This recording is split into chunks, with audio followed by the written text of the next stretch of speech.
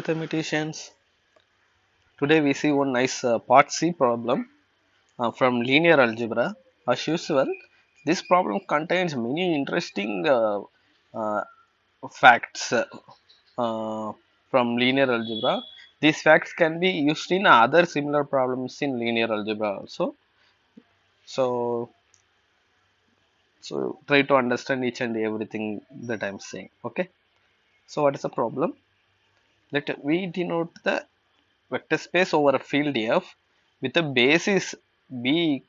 So they have given a basis and it has n elements. Okay. So what does it mean? It means that V is a n dimensional vector space. Then they are considering n scalars from the field F. Okay. And they are forming a set C. What is C? C consists of x1 e1 x1 e1 plus x2 e2, then next element is x1 e1 plus x2 e2 plus x3 e3, then finally x1 e1 plus x2 e2 plus etc xn en. Okay, so basically these elements are linear combination of the basis B. Okay, I'm sorry. So as far as this problem is concerned, this is actually an arbitrary basis, but without loss of generality we can assume it is standard basis. Why without loss of generality we can assume it is a standard basis is due to the fact that you take any two bases of a finite dimensional vector space, you can always find the invertible linear transformation that takes this basis to that basis. Okay, so using this matrix we can rewrite whatever we prove for standard basis, we can prove the result for arbitrary basis also. Okay, anyway, that is just a rough idea, we don't need to bother much. So this is a basis and we have given a set. We want to see when this set is linearly independent or when this set spans the full vector space V. That is a question. Okay, let's go to the first option. Yeah, first option is C is a linear independent set, then xi not equal to 0 for every I equal to 1 to n. So that is the first option they have given. Okay, as usual, to eliminate some option, you have to come up with one example that says that this option is false. Okay, so whenever you're looking for some example, always looking for these numbers 1, 0. If you're looking for a set, open set, you start with empty set. And with that example, if you're looking for a matrix, start with identity matrix or zero matrix. With that alone, you check whether whether that option is correct. Many times, such a very elementary basic elements are sufficient to eliminate some option. For example, here also we take x1 equal to 1 and the remaining things are 0. Okay, sorry again. What in this case what happens? So this will be just e1, and what happened to the second element? This is again just e1. Okay, because x2 is 0, and in yeah, then if you keep doing it, you will get again x2 x3 everything is 0, x1 is 1, so we get e1. So what happens is we get a c equal to just a singleton e1. Okay, so in a vector space, now one, this is a non-zero vector. Okay, any singleton set, any single vector is linearly independent if only if that vector is non-zero. Okay, so this e1 is non-zero, therefore it is linearly independent. Okay, so what we conclude is this is a linearly independent set. Okay, but xi is not equal to 0 for every I equal to 1 is not true, because we have many except one, all the xi's are 0. Okay, therefore first option is wrong. So let's do options 2, 3, 4. So now all this option is regarding xi not equal to 0 for every I equal to 1 to n, then what happens? Okay, now if you look at our this example, what happens is all these basis element become equal to one element. Okay, basically what happens is uh, uh, these elements are two elements from these sets are happen to be equal. Okay, so as it is, C looks like it contains n elements. Okay, but really it is not containing n elements. If you choose xi suitably, for some xi's it will have n elements. Okay, for some xi's the number of element can decrease. For example, for our this choice of xi, C has only one element. So what does it means? All the elements are equal to just E1. Okay, so now we want to understand when to answer the remaining options, we want to understand when two elements from these sets are equal. Okay, for example, in this case all the elements are equal, but I just want to know when two elements from these sets are equal. So let's check it. So what are the element, what is the elements of this, what are the elements of the set C? X1 E1, X1 E1 plus X2 E2, and so on up to X1 E1 plus X2 E2 plus etc plus Xn En. Okay, now so how we can pick two arbitrary elements from this set? So I take I take I less than j. Okay, so 1 less than or equal to I less than or equal to n, 1 less than or equal to j less than or equal to n. Okay, so if you notice each element is, so I take one element that ends with I here and another element that ends with j. Okay, so two arbitrary element will be like this. First element is x1 e1 plus x2 e2 up to xi ei. So this is our ith element from our set C. Then this is, I assume this element is equal to another element j. So e1 e2 plus x1 e1 plus x2 e2 plus etc plus xj ej. This corresponds to j. Okay, and I also assume that these two elements are distinct elements. So distinct element means this I and j should be distinct. So I, without lesser generality, I assume that I less than j. Okay, so if I can put this equal to I equal, if I put I equal to 1, this will be just x1 e1. If I put j equal to 2, then this will be x1 e1 plus x2 e2, just these two elements. Okay, so similarly I and j can be any number lies between 1 to n satisfying this condition. Now these two elements are equal. Okay, now since j is bigger than I, somewhere here we will encounter I. Okay, I will come somewhere here. When we subtract this element from this element, we get xi plus 1, ei plus 1 plus etc. I am looking at the sum elements here. So this element will cancel with this element. The term till xi ei will cancel. We left with xi plus 1, ei plus 1 plus etc. xj ej equal to 0. Okay, this implies that xi. So now this we know that it is given that the set e1 e2 etc en is a basis for the vector space V. Therefore what we conclude is any anyway e1 e2 etc en is a linearly independent set. Any subset of a linear independent set is linearly independent. Therefore e1, therefore ei plus 1 etc ej, this cell, these this set ei plus 1 etc etc ej, this set is also a linearly independent set. Once a set is linearly independent, if it is linear combination is equal to 0, we get the coefficients are all 0. See, we get all these coefficients through from xi plus 1 to xj, all these coefficients are 0. So suppose, so two elements are from the set C are equal, then definitely some xi's will be 0. Okay, that is what we have proved. Now if xi not equal to 0 for all I, suppose, then elements of C has to be distinct. Okay, why? Because if two elements of C are distinct, definitely some xj has to be 0, but we are assuming xi not equal to 0 for all I. So we conclude that the elements of C are distinct. Okay, in particular if elements of C are distinct means cardinality of C equal to n. Okay, so this is our first observation. So what we get, if xi's are not equal to 0, then we get C contains n elements. Okay, very good. So Now let's sorry, very sorry. Let's go to the option 2.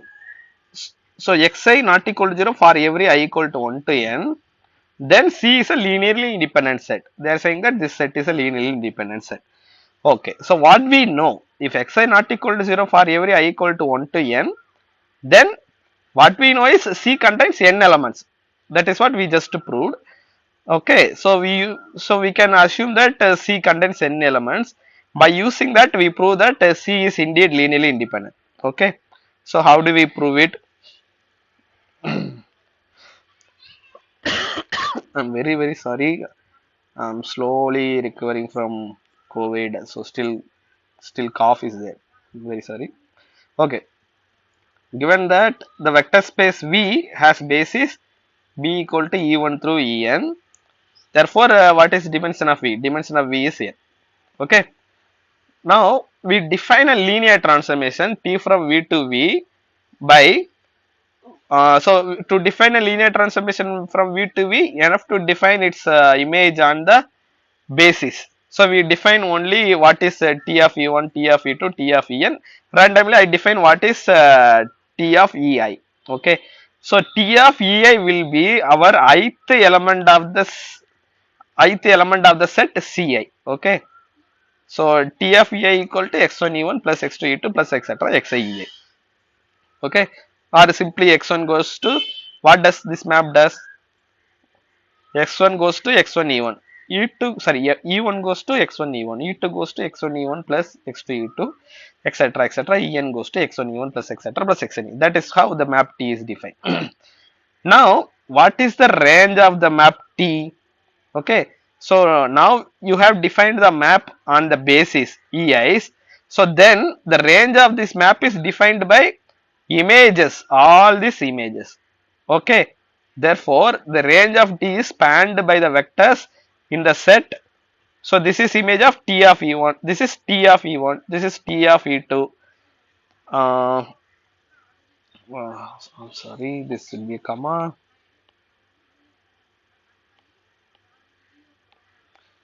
Therefore, the range of this linear transformation T is spanned by the images of the basis element E1, E2, En. But what is the image of the basis elements E1, E2, En by definition of T? These elements is precisely our set C. Okay. Therefore, range of T is spanned by the set C. Now, we assume that cardinality of C is equal to N. Why we are assuming that? We know that xi not equal to 0 for all I. That is what given in this option. So it is given that xi not equal to 0 for all I, and we want to prove that the set C is linearly independent, and we proved that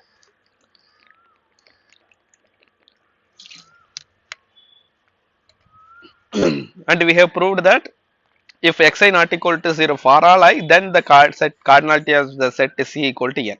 Therefore we can assume cardinality of C equal to n. Now sorry, now the set C is linearly independent if and only if. Okay. Now V is a vector space of dimension n. Okay. We know that dimension of V equal to n because we are given a basis with n elements E1, E2, etc. En form a basis for V, and suppose this set C is a basis. Okay. So, sorry, suppose this set C is linearly independent. Okay, and it is a linearly independent set of cardinality n. Okay, in a vector space of dimension n, any linear independent set of cardinality n has to be a maximal linearly independent set. Therefore it should be a spanning set also. Okay, therefore it will be a basis. Okay, in any vector space of dimension n, any linearly independent set of cardinality n will automatically become a basis. Okay, so if C is a basis of V, then whatever C spans, that is the range of T. Okay, therefore that's what we proved. Range of T is spanned by the vectors in the set C. Now we are saying that C is a basis of V. That means that range of T equal to V. Okay, so range of T equal to V means T is onto. Okay, any linear transformation whose image is equal to the codomain means that linear transformation T is onto. So now T is a linear transformation from V to V. Any linear transformation from a finite dimensional vector space to another finite dimensional vector space is 1 if and only if it is onto. Okay, so this simple exercise, please try to prove it. You have to use rank nullity theorem. Okay, if T is 1 then the kernel is singleton 0. Okay, therefore dimension of the kernel will be 0, so we get a range, dimension of the range will be n. Dimension of the range is n means T is onto. Conversely, if T is onto, then the dimension of the range equal to n, and kernel dimension of the kernel will be 0. Kernel of the dimension of the kernel equal to 0 means T is 1 so that is the argument. You try to do it. So we get T is onto if and only if T is 1 so both 1 onto there, we get T is invertible. Okay, so what we have proved now is C is invertible. What we have proved, C is invertible if and only if the linear transformation T is invertible. In other words, so that is why we have defined our linear transformation like this. Okay, okay. Now again, C is linearly independent if and only if the matrix of this linear transformation is invertible. Okay, okay. So because I mean, if this linear transformation and its associated matrix, they are same. Okay, T is the linear transformation is invertible if and only if its associated linear transformation is invertible. Okay, now what we get, so we write down the linear transformation of, we write down the matrix of this linear transformation T. What is the matrix of this linear transformation? So we get so T of E1 will be x1 E1 plus 0 E2 plus etc 0 En by definition. T of E1 equal to x1 E1. So we get the first column x1 0 0 0. T of E2 by definition x1 E1 plus x2 E2 plus 0 0 0 everything. So we get x1 x2, then the remaining entries in the second columns are 0. So similarly we can find other columns also in the matrix of the linear transformation T. Okay, now T, the linear transformation invertible if and only if this matrix is invertible, or what we proved is C is invertible, sorry, C is linearly independent if and only if this matrix is invertible. But you see, this is an upper triangular matrix. Okay, elements are non-zero elements are only in the upper triangle part only. So any such matrix, the diagonal entries are the eigenvalues, and the determinant is nothing but a product of the eigenvalue, a product of the eigenvalues or product of the diagonal elements. So we get a determinant of this matrix A is equal to x1 x2 etc xn, product x1 into x2 into etc xn. Therefore we get A is invertible if and only if xi not equal to 0 for all 1 less than or equal to I less than or equal to n. Okay, actually we don't need to go to this linear transformation, all these things. You just write the base elements of C as a column vector, then you will get this matrix. Okay, then the C is linearly independent if and only if this matrix is has a full rank. From that you can come here easily, but through linear, I thought through linear transformation the things can be explained more clearly, so I came here. I use the notion of linear transformation. Okay, so what we have concluded is C, so A is invertible if and only if xi not equal to 0 for all 1 less than or equal to I less than or equal to n. Okay, therefore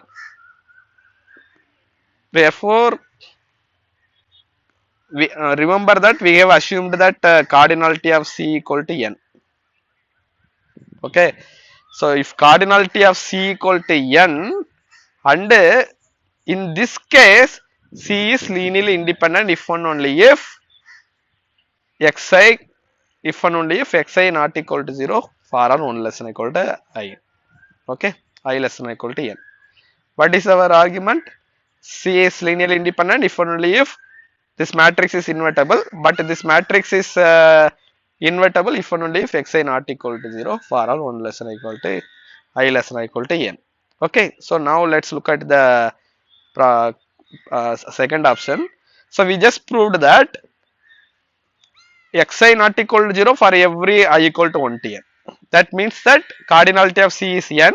If cardinality of C is n, then xi not equal to 0 for every I equal to 1 to n if and only if C is linearly independent set. That is what we proved.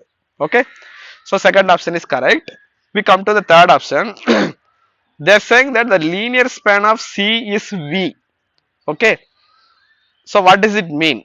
It means that so let's look at here. It means that we are saying that C spans V. Okay. So C spans V means V is a n dimensional vector space. So any spanning set for V contains at least n elements. Okay. Any spanning set contains at least at least the dimension number of elements. Okay. Since the dimension of V is n, we get the cardinality of C should be at least n.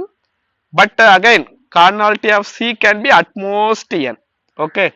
Because there can be maximum n elements. So we conclude that the cardinality of C has to be n. Okay.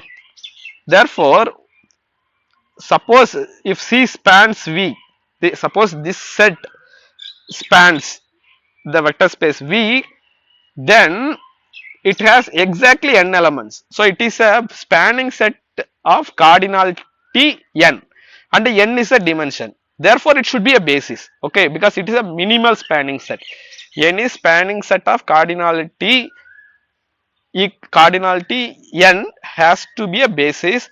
Similarly, any linearly independent set of cardinality n has to be basis because n is a dimension. Okay, so we get C is actually a basis. Therefore, C is in particular linear independent. Okay, so we get the linear span of C is V implies that C is linearly independent, but is again we have C cardinality of C equal to n, that condition. If we have this condition, then C is linearly independent if and only if xi not equal to 0 for every I equal to 1 to n. That's what we proved. Okay. Okay, let's go to the last option. Therefore, this option is true. So now xi not equal to 0 for every I equal to 1 to n implies that the linear span of C is V. So now xi not equal to 0 for every I equal to 1 to n. That means that cardinality of C equal to n. That is what we proved first. Now cardinality of C equal to n, then in that case what we proved is xi not equal to 0 for every I equal to 1 if and only if C is a linearly independent set. If C is a linearly independent set of cardinality n, then it has to be a spanning set also. Okay, we just said that any spanning set of cardinality n has to be a basis. Therefore, it has to be linearly independent. Similarly, any linear independent set of cardinality n has to be a basis. Therefore, it has to be a spanning set also. From that, we conclude that if xi not equal to 0 for every I equal to 1 to n, then it should be a spanning set also. Okay, so it again maybe the my arguments may not be very linear in the sense maybe I said one thing here then different thing there, so try to watch it clearly, then you should understand. The thing is I try to convey many things in one problem, that is a thing. Okay, so this different part of the problem that I explained, they will be useful in different problems also, so that is a thing. So as I usually say, like this problem can be solved directly using just this kind of simple arguments, but that is not going to helpful if a similar problem is asked in the CSR exam. That's why I try to do it this problem conceptually. Okay, I hope you guys understand. If you guys have any doubts, please let me know in the comments. I will meet you in some different problem. Thank you guys.